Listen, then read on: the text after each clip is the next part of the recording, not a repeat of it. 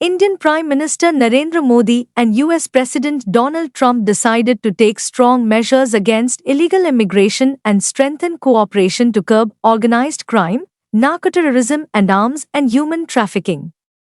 In their White House discussions, they recognized the significant contributions of over 300,000 Indian students to the US economy, generating $8 billion annually and creating jobs.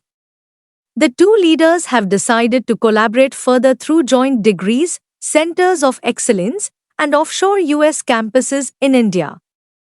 Modi and Trump reaffirmed the strength of India-US Comprehensive Global Strategic Partnership and launched the US-India Compact, catalyzing opportunities for military partnership. Accelerated commerce and technology for the 21st century. Under this initiative, they committed to a results-driven agenda with initial outcomes this year to demonstrate the level of trust for a mutually beneficial partnership.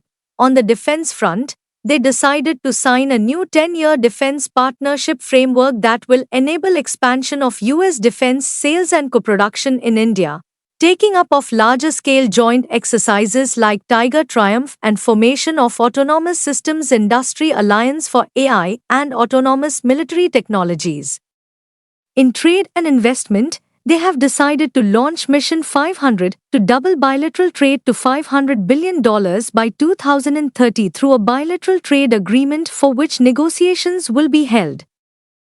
Both nations will work towards reducing tariffs and improving market access for key products as well as facilitating major Indian investments in US industries, expected to support over 3,000 jobs.